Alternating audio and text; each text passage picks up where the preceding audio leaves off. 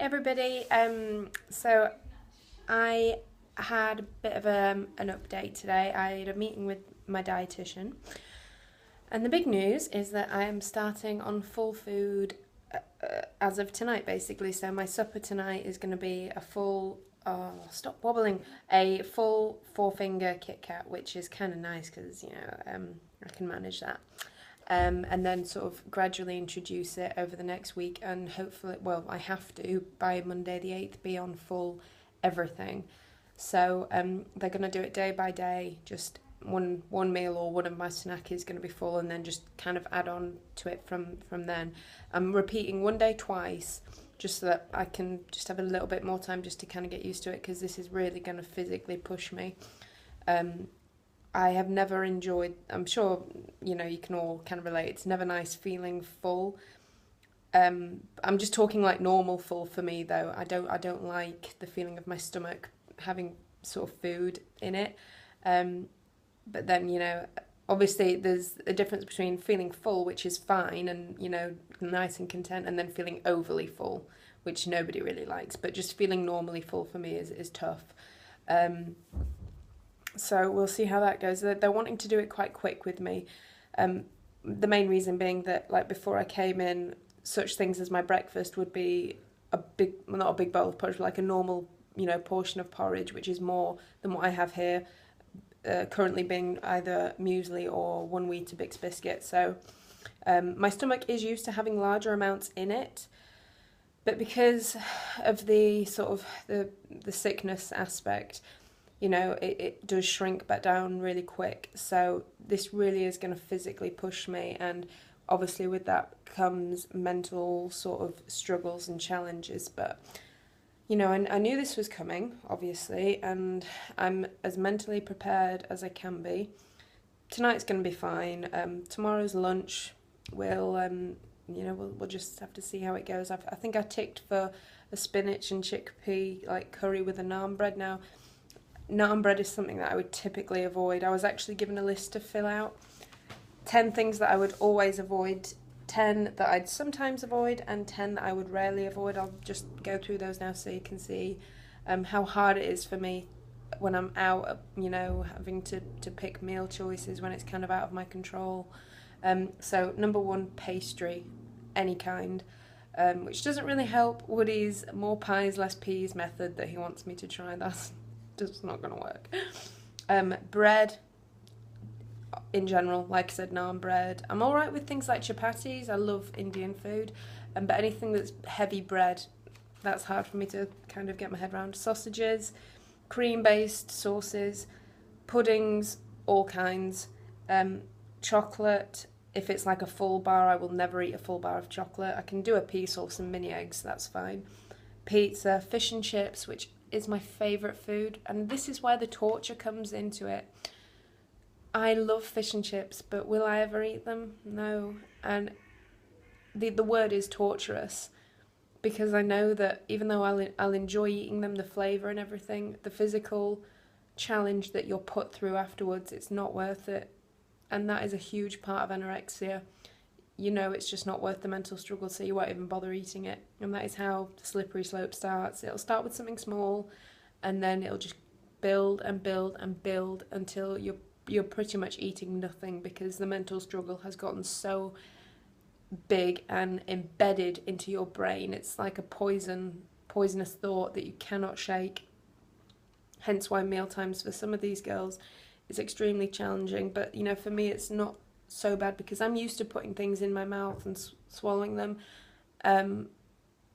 Sometimes it doesn't always stay down, unfortunately, but, I've been really trying before I came in here to put a lid on that as best I could.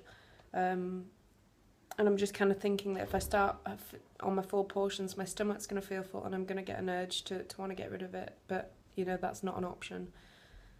Plain and simple. Cheesy things, I will never eat. I'm not one of these people that's like, oh yeah, after dinner, let's have some cheese and crackers. No way. Sometimes avoid foods like ice cream. Depends what mood I'm in. Things like ice cream and yogurt, yeah, they're quite light, but I know that they're kind of, they can be, a bit fattening and stuff. Curry, again, I love it, but depending on my mood, I will avoid it. I will never have like a cream-based curry like a korma, that's out of the question. Bacon sandwiches, I love them, but I will sometimes avoid them, again. Sandwiches, yeah, not keen. I love, this is the thing, I love all these foods. I love sausages, I love pie, but I can't, I would never pick it. It just wouldn't happen, forget it. Sorry, this gross, I'm burping a bit. And then rarely avoid veg, fruit, egg whites, porridge. I love porridge. And sweets like lollipops. I've always been a bit of a kind of kid at heart in that respect. So we'll see how it's going to go. I think there's going to be some tears this week, possibly. Yeah. So we had a group meeting today, and it was about portion sizes, actually. It was really interesting. It was based around puddings and desserts. Like, they brought out like an Asda Gatto, which on the box says serves 12. Now, we portioned it out, and it will really only feed about 9 people, unless you're being properly stingy. And it's about getting your head round what is a good portion, you know, not being too stingy, but not going too mental either. It's about finding that balance. And for me, that is very hard. Like, I was looking at the portions initially at the very start of the group, and I thought, well, I'd be happy with just an eighth of that. In fact, you know, I wouldn't eat it, so it won't be a problem. If I did, I'd have a slither, feel horrible about it afterwards. But yeah, and it's getting around that. Yeah, you won't have these things every day once you're out back into normal life and stuff, and you've gone through all this process.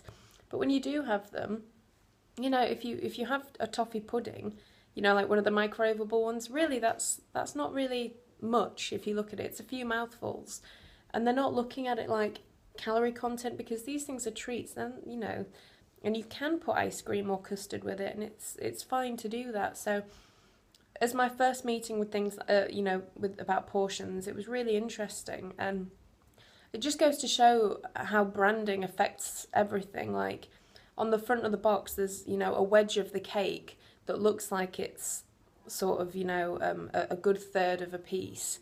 But it's not, because the cake is absolutely tiny once you take out all the packaging. It's bloody criminal, I tell you. So you've got to be really mindful of that, and just looking at things and just sort of seeing, you know, am I being a little bit too restrictive here? You know, really, it's no harm putting a little bit more on, because it's a treat anyway. So yeah, I'm really looking forward to doing more of those kinds of classes, because obviously for everyone here, it's our perception of portion is extremely different to the outside world. And like the dietitian said, she doesn't like the wording on the menus because it says full portion, but really it's just normal, a normal portion. That's the terminology they should be using. Anyway, so I was kind of like, I had a good meeting with my dietitian. You know, yeah, it's good. What else has happened today? Yeah, there was a really strong smell of sick down the corridor from me. Obviously somebody has been sick. We don't know who. We won't find out, obviously, but it was just that reminder that still some people are kind of, you know, not accepting, or, you know, of the fact that, you know, you need to not do that. You know, if you get caught doing that, you'll get about 10 sort of negative marks, and you probably won't be allowed out for a pretty long time. Like, it's that serious here. Oh, a new lady came. She's an older lady, but she's very, very underweight by a long way. So she'll be in the stage 1 dining room with us, so that could be interesting dynamic wise. Obviously, I'm the new girl here, or well, I'm not anymore really. But it'd be interesting to see how she copes. I don't know if she's going to be just silent and pushing her food around the plate, or whether she's going to be teary, or it's hard to tell. I've only seen her, I've not met her, so I'm going to make a real effort to try and get to know her, and, you know, try and make her feel as comfortable as possible, because everyone did that for me, and had they not, it, you know, I probably wouldn't have settled in as much as I have. On another note, I just kind of, tomorrow I'm probably going to talk about the social side of things, a lot of people over the past few months have noticed my weight drop very quickly, and I know that there's been a lot of talk about it in the local kind of area, social groups basically, and I want to explain how I've been feeling about that, knowing that people have been talking. So I'll discuss that tomorrow, but I just kind of again want to say I'm blown away by the amount of people that are watching these videos. The people in Australia are watching them. How cool is that? So that's really kind of given me a really good boost and reinforced the fact that I was right to do this. And nobody's been negative. I've got no sort of, negative feedback or anything like that, so I'm really happy. So please keep watching and subscribe if you want, and it'll just let you know when I've got a new video up. On that note as well, it took me about 6 hours to upload a video yesterday because I put it onto the computer, and then the communal computer, and then it uploaded sort of throughout the afternoon, but I was really conscious that if somebody else went on there and stopped it, I'd have to start again. So what I'm going to do is film throughout in the day and then upload it just before I go to bed, so it's just uploading through the night, so it'll probably be posted first thing in the morning or early hours kind of stuff. So yeah, that's about it. I'm getting some visitors tonight, Woody and my future mother-in-law, and so yeah, that'll be really nice, and I will speak to you tomorrow. All right, bye bye everyone.